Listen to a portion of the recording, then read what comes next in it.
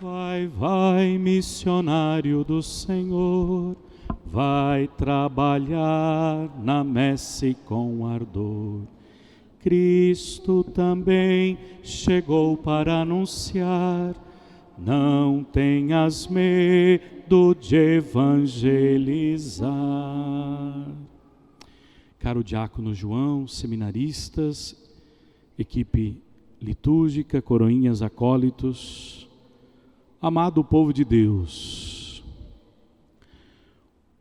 hoje o tema desta liturgia é a oração.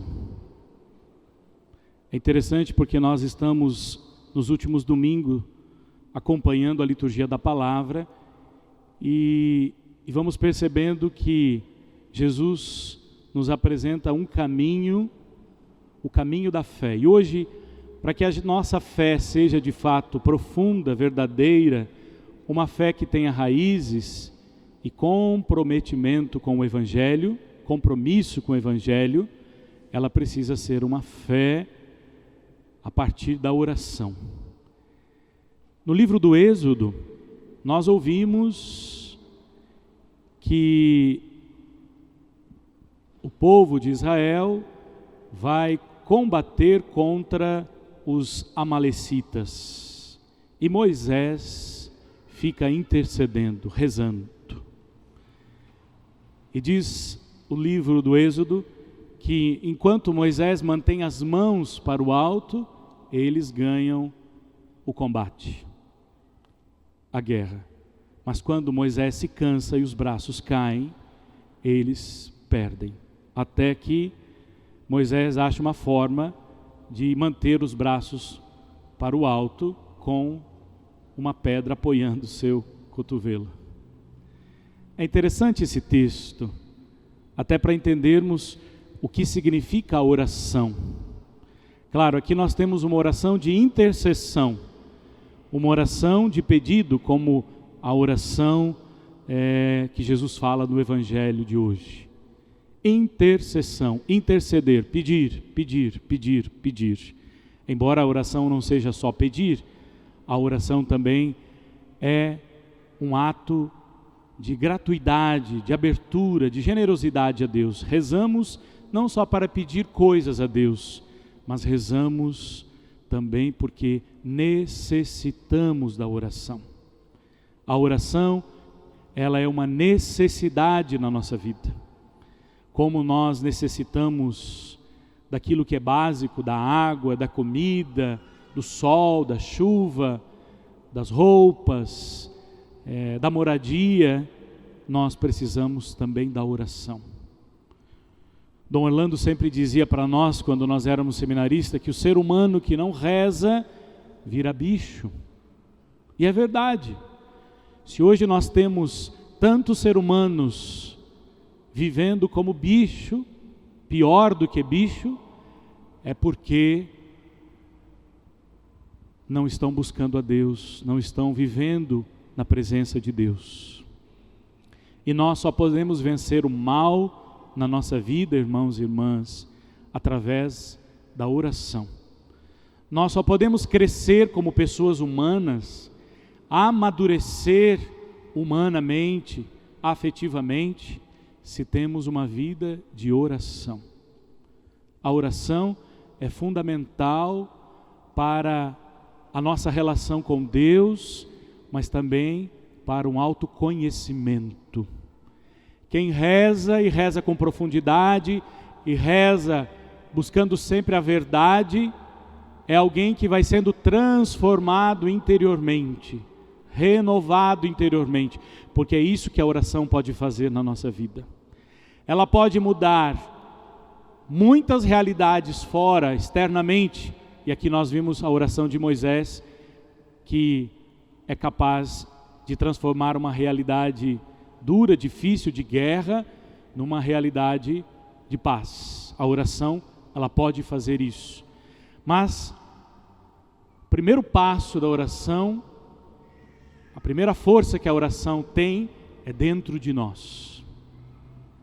Se nós tivéssemos todos os dias 20 minutos de oração, 20 minutos parando, silenciando o coração e, como vai dizer Paulo na segunda leitura, tomando a palavra em nossas mãos, nós cresceríamos muito em todos os sentidos.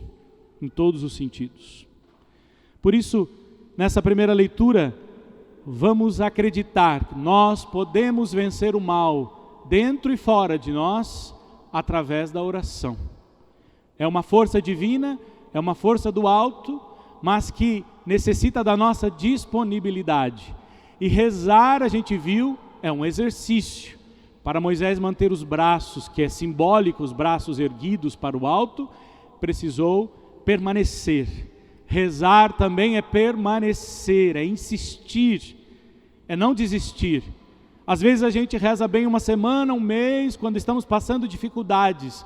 Depois que recebemos a graça, que foi resolvido o problema, parece que a gente aos poucos vai deixando a oração, até que apareça outro problema para a gente rezar insistentemente. Não, irmãos e irmãs, nós precisamos rezar todos os dias. Nós precisamos ter nossos braços erguidos para o alto todos os dias. Essa é a única maneira de vencermos o mal.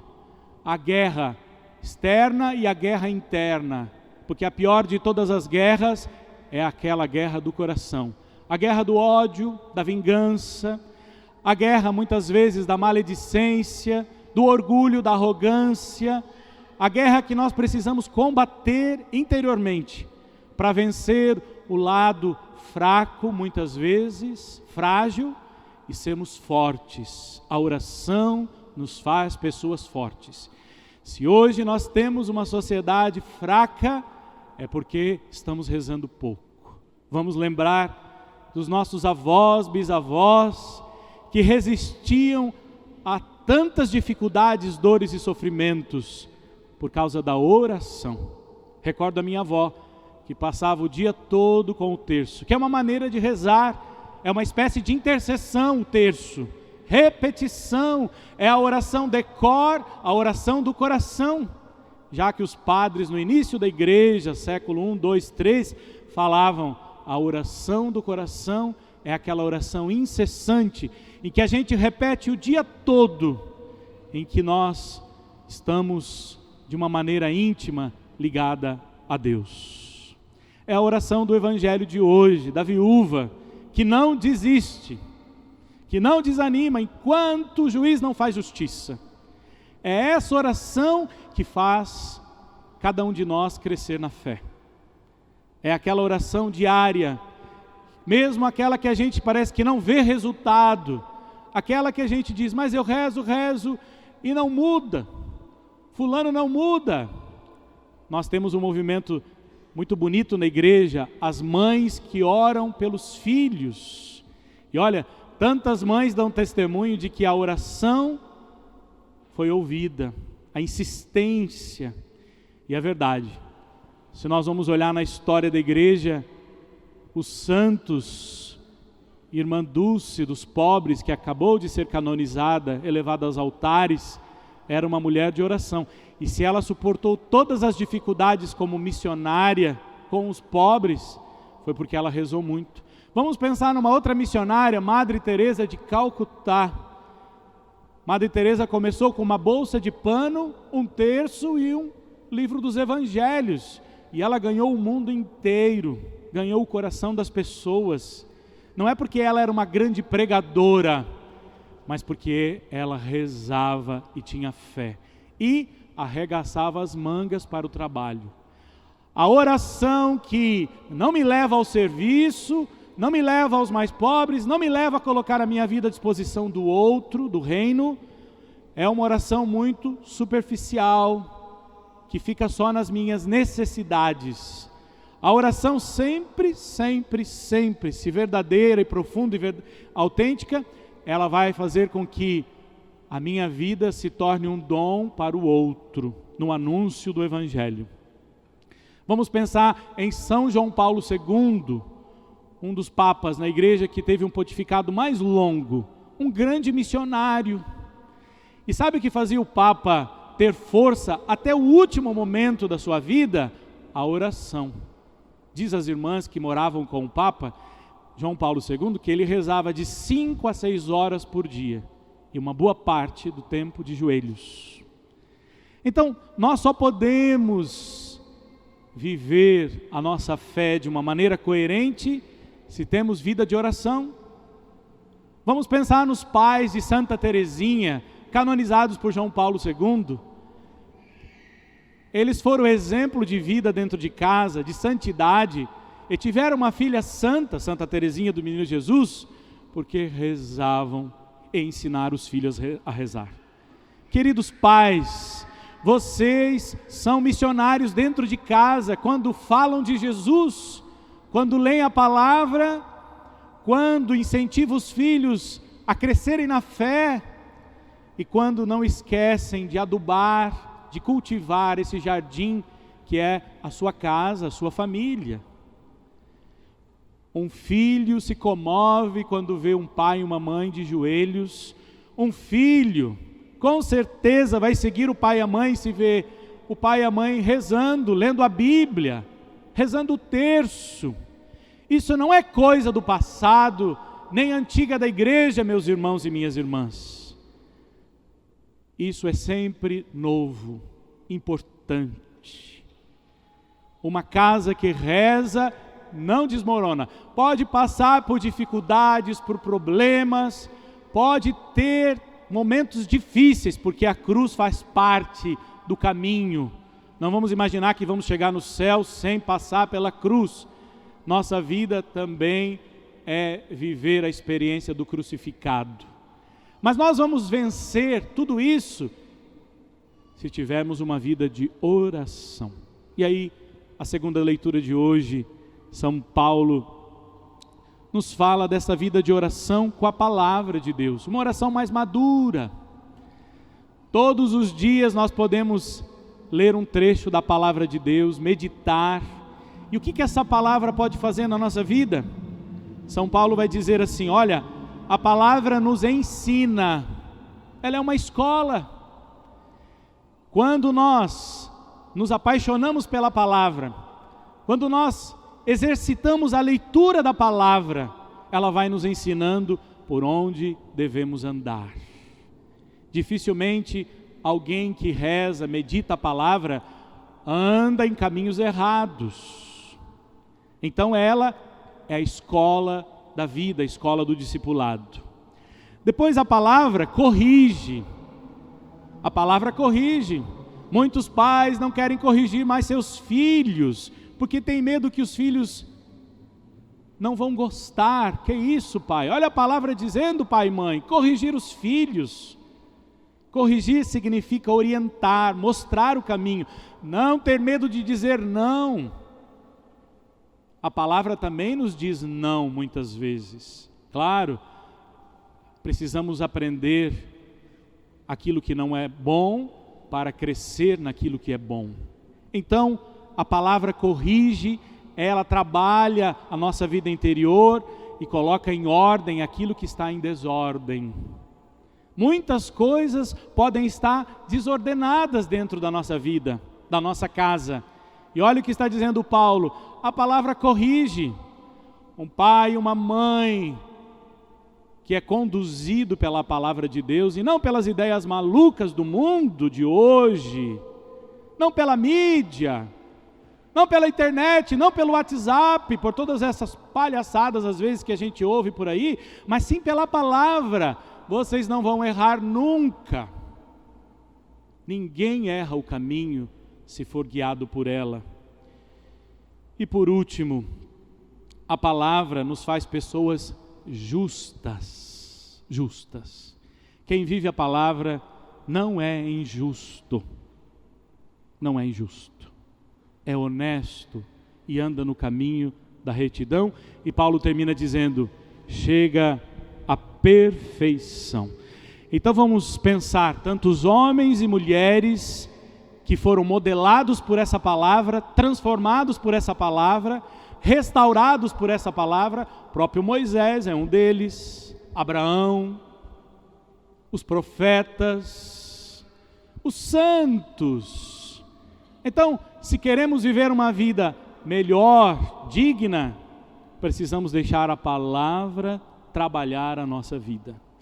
E vou dizer, 20 minutos com a palavra todos os dias, isso muda a nossa vida, muda a nossa casa, muda o casamento e ajuda nossos filhos a buscar sempre o caminho da luz. Missionar, nós somos batizados e enviados em missão. Nós não precisamos ir tão longe, embora a igreja precise de missionários longe também. Mas nós podemos e devemos ser missionários aqui, pertinho. Se deixamos a palavra crescer no nosso coração, crescerá em nós também o desejo de doarmos a nossa vida. Aonde a palavra não cresce a fé e não cresce o desejo de doar a vida. E aí a gente pode viver um cristianismo light, um cristianismo muito estagnado, parado, sem obras, sem vida doada. Essa semana mesmo, terminando essa minha reflexão, uma irmãzinha pequena missionária, uma amiga religiosa que trabalha na África, em Moçambique, num hospital. Ela mandava um vídeo e no vídeo a gente via a alegria da religiosa no meio das crianças, dos jovens e daquele povo. Mesmo não tendo muita coisa, esse hospital mesmo às vezes não tem nem metiolate, nem gases para fazer curativos nos doentes, muito menos uma cirurgia. Mas a irmã diz, a gente faz o que pode. E olha, padre, estou aqui há 5 anos, eu digo para o Senhor que eu não tenho vontade de voltar. E sabe por quê? Porque eu sinto que essas pessoas precisam da palavra de Deus. Mesmo às vezes não tendo nem o que comer, mas nós estamos aqui para ser um sinal de esperança, de luz e de paz e de fé. Termino. Você, meu irmão, minha irmã, você, batizado, enviado como eu, como seminaristas, como diácono, como esta irmã que está lá na África, a irmã Rita, você,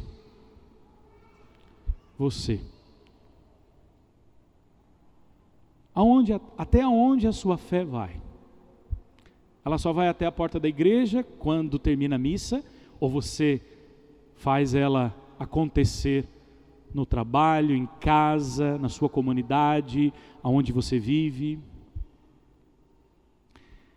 Que Deus nos ajude, que a oração, a nossa oração diariamente, nos ajude a crescer nesta missão, que é de todos nós, como igreja, e cada um fazendo a sua parte, cada um fazendo a sua parte. A irmã Rita lá na África, eu em Brusque, o padre Ronque aqui nesta paróquia, nesta catedral, e você, aonde você está?